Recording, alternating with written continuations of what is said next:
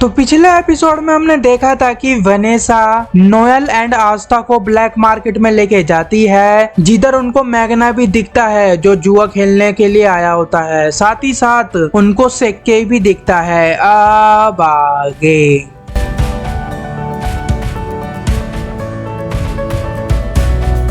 Episode की starting वहीं से होती है जहां से हमने लास्ट एपिसोड छोड़ा था। सेक्के आस्था को बोल रहा होता है कि ओ तुम छुट्टी वाले दिन लड़कियों के साथ शॉपिंग कर रहे हो, पर क्या तुमको कोई छोटा मोटा टास्क ढूंढ कर नहीं करना चाहिए ताकि तुमको कुछ पॉइंट्स मिल सके।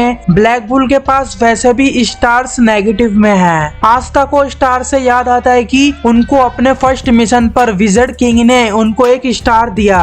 ये सुन सेक्के शॉक्ड हो जाता है एंड जेलस होकर कहने लगता है मेरे को भी स्टार मिले। बट तभी एक चोर ओल्ड लेडी के पैसे छीनकर वहां से भागने लगता है। आस्था उसके पीछे भागने लगता है उसको पकड़ने के लिए। सेक्के भी लड़कियों के सामने कहाँ रुकने वालों में से है, वो भी उस चोर को पकड़ने के लिए जाता है। बट जाने से पहले वो नोएल एंड वेनेसा को ये फालतू सी फ्लैंक किस करता है जो उन दोनों को बिल्कुल पसंद नहीं आती, और ना ही उसकी मैजिक कार। हालांकि ये मैजिक कई तरह से यूजफुल होता है। वो चोर एक मैजिक क्लाउड पर बैठकर उड़ रहा होता है, उसी के द्वारा वो भाग रहा होता है वहाँ से। जब तक वो गली में होता है आस्था उसके पीछे बहुत करीब होता है। अब ये तो हम सबको पता ही है कि आस्था की फिजिकल पावर कितनी अच्छी है। वो चोर भी हैरान हो जाता है यार ये क्या बवाल आदमी है। वो जैसे ही वहाँ से ऊपर उड़ने लगता है गलियों में से बाहर निकल कर, तब आस्था को कुछ ना कुछ करना ही होगा, वरना वो फिर उसको पकड़ नहीं पाएगा, वो वहाँ से बच के निकल जाएगा। आस्था उसके मैजिक क्लाउड को नलीफाई कर देता है अपनी मैजिक स्वॉर्ड से,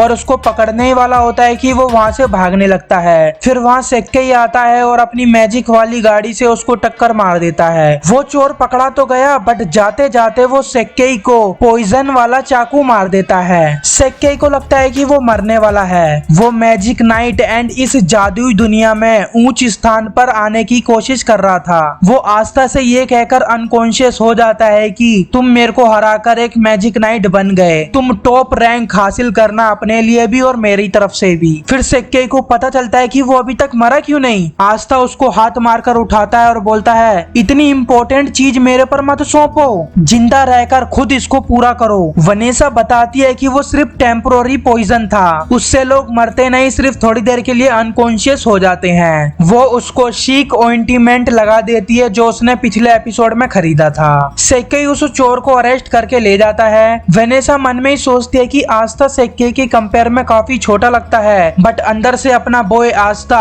काफी स्ट्रॉन्ग है सेक्के से। वो लोग उन ओल्ड लेडी को उनका सामान लौटा देते हैं और वहाँ से ये कहकर चले जाते हैं कि अब दोबारा इसको छीनने मत देना और सेफ रहना। फिर हम देखते हैं कि वो ओल्ड लेडी एक्चुअली में विज़र्ड किंग है, जिन्होंने मैजिक से सिर्फ उन ओल्ड लेडी का रूप बदल रखा होता है, और वो बोल रहे होते हैं कि ओ ऐसा जादू जो जादू को ही नलीफाई कर देता है, क्या हम इसको एज अ मैजिक भी कंसीडर कर सकते हैं। यामी ने बहुत इंटरेस्टिंग मेंबर को अपनी स्क्वाड में ज्वाइन किया है। जैसे ही वो विज़र्ड किंग अपना रूप बदलते हैं, यानी कि अपने असली रूप में आते हैं, मार्क्स अपने मैजिक के थ्रू विज़र्ड किंग से कांटेक्ट करके बोलते हैं कि तुम क्या कर रहे हो, तुम एक विज़र्ड किंग हो, अपनी पोजीशन पर वापस आओ। बट जूलियस तो एक मैजिक नर्ड है और वो सब नए नए मैजिक को देखना चाहता है। अभी अभी जो नए मेंबर आए हैं उनकी नई नई एबिलिटी एंड मैजिक से एनकाउंटर करना चाहते हैं। उसी टाइम उनको यूनो दिखता है और वो उनका पीछा करने लगते हैं। यूनो को तो आप लोग जानते ही होंगे, और ये है क्लाउस,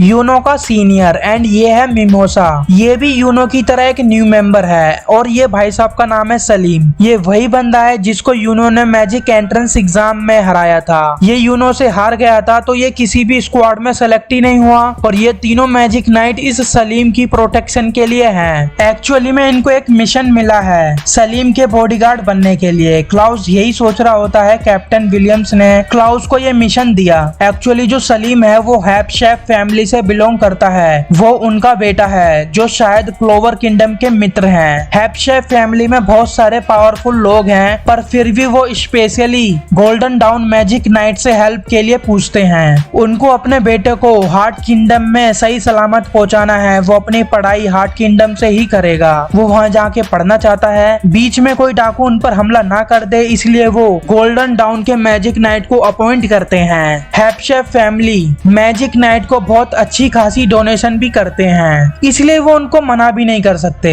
क्लाउस के मन में बस यही चल रहा होता है, कुछ तो गड़बड़ है। मिमोसा बहुत एक्साइटेड होती है इस मिशन के लिए। क्लाउस मिमोसा एंड यूनो को अलर्ट रहने को बोलता है। सलीम यूनो को अपने पास बुलाकर बोलता है कि उसने इस मिशन के लिए यूनो को स्पेशली चुना है ताकि वो यूनो को सॉरी बोल पाए। वो कहते हैं तुम्हारा मैजिक नाइट बनने का सपना एक दिन जरूर पूरा होगा। यूनो पूछता है तुमको कैसे पता मेरे को एक विज़र्ड किंग बनना है? तो वो बोलता है तुम्हारे लिए सभी कैप्टन्स ने अपना हाथ उठाया था, तुम कोई भी स्क्वाड में जा सकते थे बट तुम गोल्डन डाउन में ही गए, तो मेरे को अंदाजा लग गया कि तुम्हारे पास कोई बड़ा एम्बिशन होगा। अब तुम जितना भी कुछ अचीव करोगे उतना ही तुम्हारा नाम फैलेगा। लाइक यूनो जिसके पास 4 क्लिफ क्लोवर ग्रीमोयर है, तुम पक्का एक जादुई महाराजा बन जाना ताकि मैं अपने बच्चों को एक दिन कहानी सुना सकूं कि मैं विज़र्ड किंग से हारा था मैच में। अभी हार्ट किंगडम में पहुंचने के लिए थोड़ा सा टाइम होता है, इसलिए वो यूनो से उसके बारे में पूछता है। यूनो बताता है कि वो एक छोटे से विलेज से है जिसका नाम है हाज।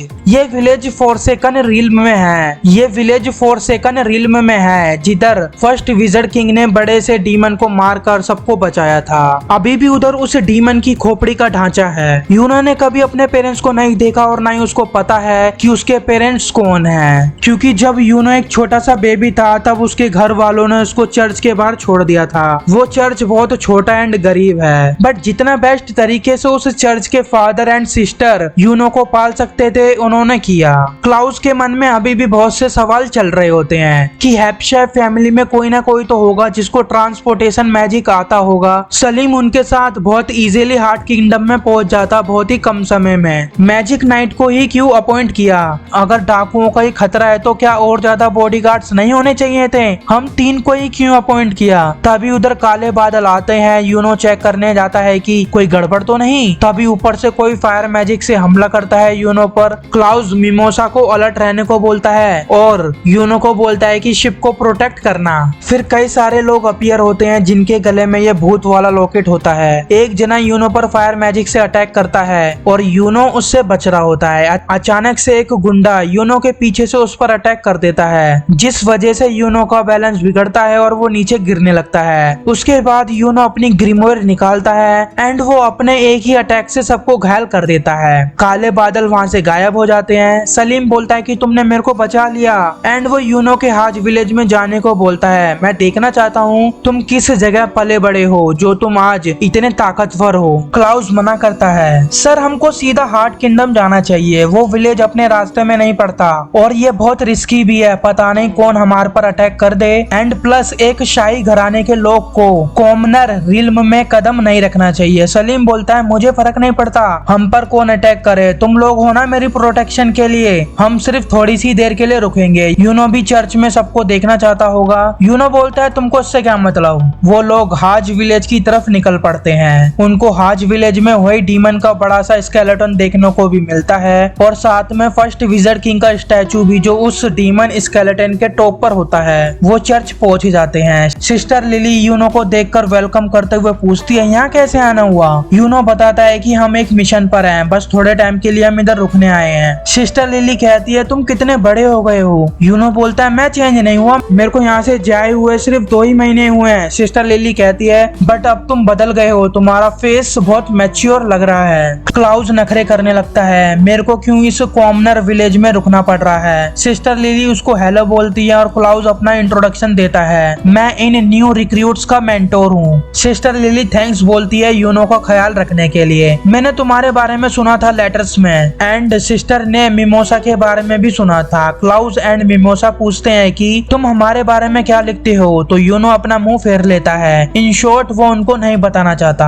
फिर सलीम सिस्टर लिली को अपना बड़ा सा इंट्रोडक्शन देता है और बहुत ज्यादा करीब आके बोलता है it's my pleasure to meet you. तो sister Lily holy water magic से उसको पंच मारती है इतने करीब आने के लिए एंड बाद में उससे सॉरी भी बोलती है। फादर एंड बाकी बच्चे लोग यूनो के पास दौड़ते हुए आते हैं, यूनो हमने तुमको मिस किया, वाओ गोल्डन डॉन का रॉब, you are the real hero. Sister बोलती है आस्था किधर है? क्या तुम्हारी आस्था से बात बात होती है? यूनो बोलता है नहीं। फादर पूछते हैं क्या तुम इधर पूरी एक रात के लिए रुकोगे? तो क्लाउस बोलता है नहीं, हम एक जरूरी मिशन पर हैं, हमको जल्दी यहाँ से निकलना होगा। सलीम बोलता है कि हम इतनी भी जल्दी में नहीं हैं, हम कम से कम 1 घंटा तो रुक ही सकते हैं। तो फादर उन सभी को हाज विलेज के स्पेशल पोटैटोज खाने के लिए पूछते हैं। सलीम को ये चर्च काफी अच्छा लगता है। मिमोसा बोलते हैं मैंने अपनी पूरी लाइफ में इतना छोटा चर्च नहीं देखा कभी। तो वहीं क्लाउस बोलता है मैं कहाँ फंस गया इधर। आपका फेवरेट कैरेक्टर कौन है ब्लैक क्लोवर में? कमेंट में प्लीज बताना।